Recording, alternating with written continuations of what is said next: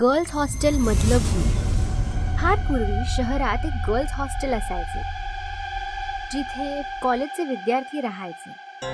तिथे अनेक मुली राहत होत्या. एके दिवशी अमेरिकेतील मोनिका नावाची NRI मुलगी त्या हॉस्टेलमध्ये राहायला आली. मी अमेरिकेहून आली आहे, मला इथे राहण्यासाठी खोली हवी आहे. किती दिवस? जोपर्यंत मी माझा अभ्यास पूर्ण करत नाही तोपर्यंत. आता मोनिका बाकीच्या मुलींसोबत हॉस्टेलमध्ये राहू लागली. एके दिवशी मोनिका तिच्या खोलीत रात्री झोपली असताना तिला काही आवाज आला. ती बाहेर आली. तिने पाहिले तर तिथे कोणीच नव्हतं. तिथे कोणी नाही आणि ती तिच्या खोलीत गेली. दुसऱ्या दिवशी ती काही मुलींसोबत बसून बोलत होती. तेव्हा सोनिया म्हणाली, मी लवकरच हे हॉस्टेल सोडून दुसरीकडे कुठेतरी राहायला जाणार आहे. हो, इथे रात्री खूप भीतीदायक आवाज येतात. हो, काल मलाही काही आवाज आला, पण घाबरण्यासारखे काय आहे? तुला नाही माहिती का, हे हॉस्टेल हॉन्टेड आहे. हो, लोक म्हणतात की या हॉस्टेलच्या ठिकाणी खूप वर्षापूर्वी एक तांत्रिक राहायचा, जो काळ्या जादूचा वापर करून आत्म्यांना कैद करत असे. असं म्हणतात की तो तांत्रिक तर मेला, पण त्या सगळ्या आत्मा अजूनही भूत बनून इथे भटकत आहे. काय म्हणताय? तांत्रिक आत्मा आणि झपाटलेले? हे खरं आहे मोनिका. आम्ही सगळे इथून जाणार आहोत, तू पण आमच्या सोबत चल. भूत असं काही नसतं, म्हणूनच मी कुठेही जाणार नाही. अशा प्रकारे मोनिकाने इतर मुलींच्या बोलण्याची खिल्ली उडवली. त्याच रात्री मोनिका तिच्या खोलीत झोपली असताना तिला बाहेरून कसला तरी आवाज आला आणि ती उठून बसली. ते भूत पुन्हा आलेली दिसते. खोलीतून बाहेर आल्यावर तिला कोणीच नसल्याचे दिसले. ते भूत मला घाबरले असे दिसते. एवढं बोलून मोनिका दरवाजा बंद करू लागली. तेवढ्यात तिला दूरवर एक सावली दिसली. ही कुणाची सावली आहे? ती सावलीच्या मागे जायला लागली. जशी ती सावलीकडे सरकत होती तशी सावलीही तिच्यापासून दूर जात होती. मग अचानक सावली खूप मोठी झाली. ही सावली खूप मोठी झाली आहे, पण ही सावली आहे कुणाची? असा विचार करत ती सावलीकडे धावू लागली. धावत धावत ती हॉस्टेलच्या गच्चीवर आली. गच्चीवर आल्यावर सावली गायब झाली. ही सावली कुठे गायब झाली?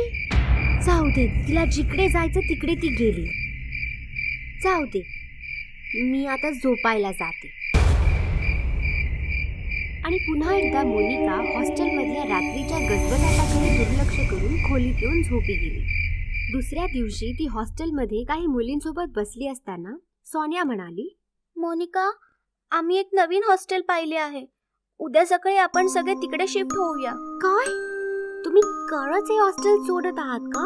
हो, इथे राहिलो तर ते भूत आपल्याला मारून टाकेल. मी तुला किती वेळा सांगितले आहे की हे भूत सारखे काय नाही, पण तुम्ही लोक माझं ऐकतच नाहीये. मोनिका, आम्हाला ते सर्व नाही माहिती. उद्या सकाळी आपण इथून निघणार आहोत. तुझं मन झालं तर तू पण येऊ शकतेस. त्या रात्री पुन्हा एकदा मोनिका तिच्या खोलीत झोपली होती. नंतर खूप मोठे आणि भयानक भूत तिच्याकडे आले. मोनिका, बघ, तुला भेटायला कोण आलंय? कोण आहे? अचानक समोर एवढं भीतीदायक भूत पाहून मोनिका घाबरते. तू कोण आहेस? आणि माझ्या खोलीचा दरवाजा बंद होता, तू आत कसा आलास? मी भूत आहे आणि कुठलाही दरवाजा आम्हा भूतांना थांबवू शकत नाही.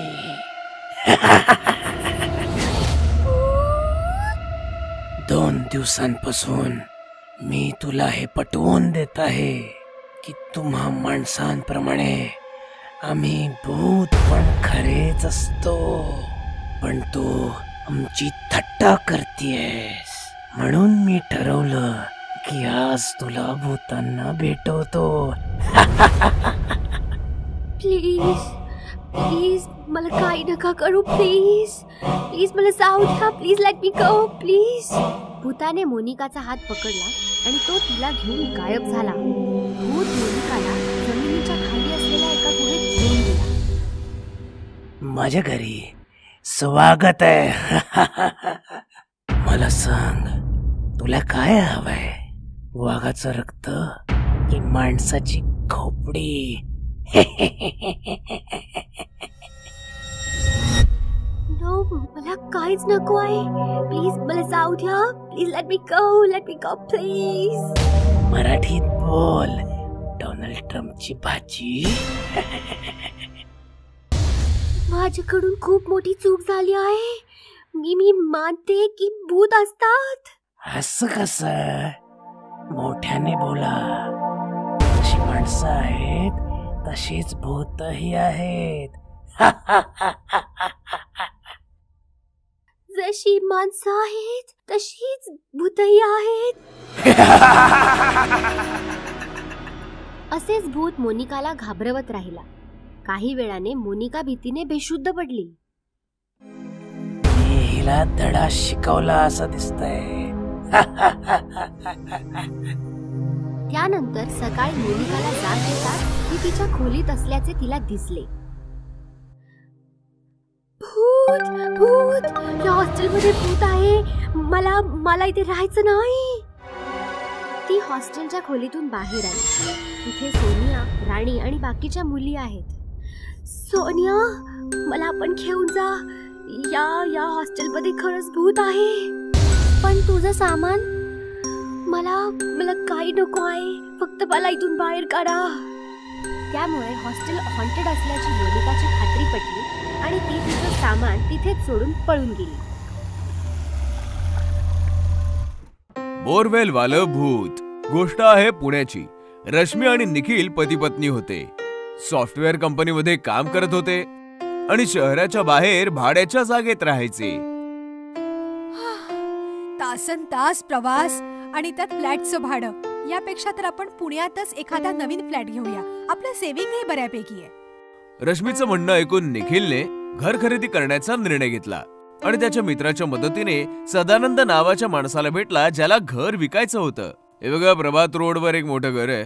तसं तर काकांचं आहे, पण काकांना मूलबाळ नव्हतं, त्यामुळे घर मला देऊन गेले ते.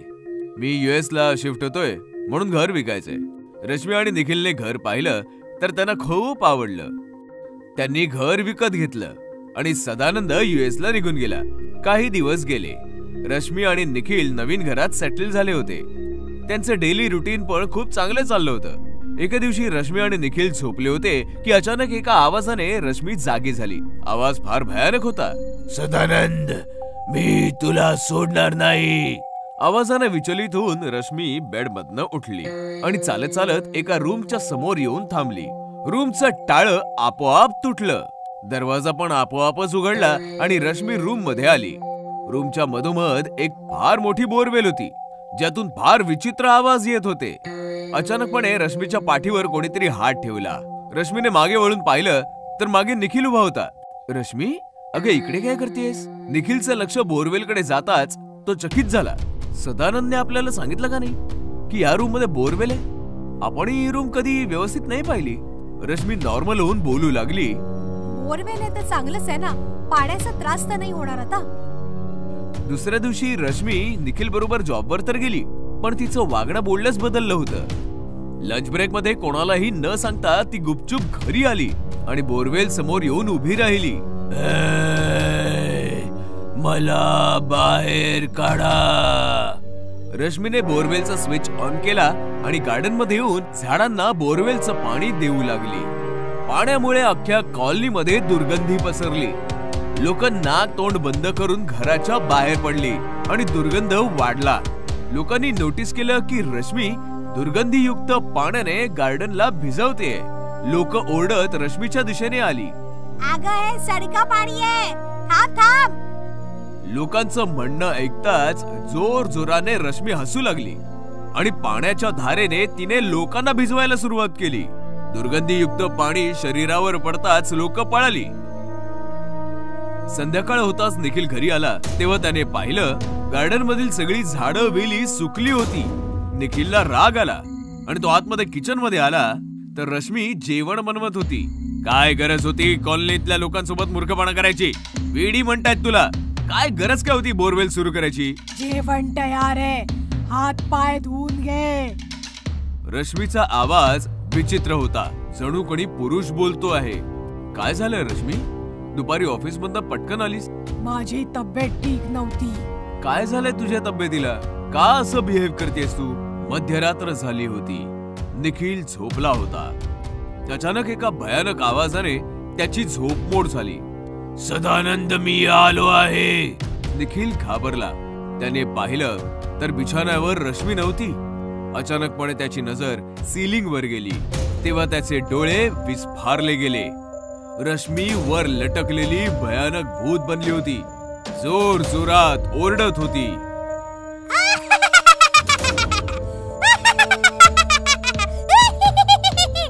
मी आलो आहे सदानंद, मी तुला मारून टाकेन. असं म्हणताच रश्मी निखिलच्या छाताडावर बसली आणि तिने निखिलवर हल्ला केला. रश्मी सोड ग, काय झालंय काय तुला? रश्मी निखिलवर वारंवार वार करत होती. निखिलने रश्मीला फेकलं आणि पळत पळत बोरवेलच्या रूम मध्ये येऊन लपला. निखिलने मोबाईल काढून सदानंदला फोन केला. सदानंद, अरे काय केलंस तू? माझी बायको वेडी झालीये, वारंवार तुझं नाव घेते आणि ती बोरवेल आणि हे सगळं काय आहे? सदानंद हसता हसता म्हणाला, माफ कर मित्रा, झालंय असं की मी काकांची सगळी प्रॉपर्टी हडपलीये आणि त्यांना मारून बोरवेल मध्ये गाडलंय. काकांचं भूत सतावत होतं म्हणून मी घर विकून US मध्ये शिफ्ट झालोय. आता माझं कोणी काही बिघडवू शकत नाही, ना इंडियन पोलीस ना इंडियन काकांचं भूत. असं म्हणून सदानंदने फोन कट केला. पण सत्य ऐकताच निखिलची अवस्था बिकट झाली होती.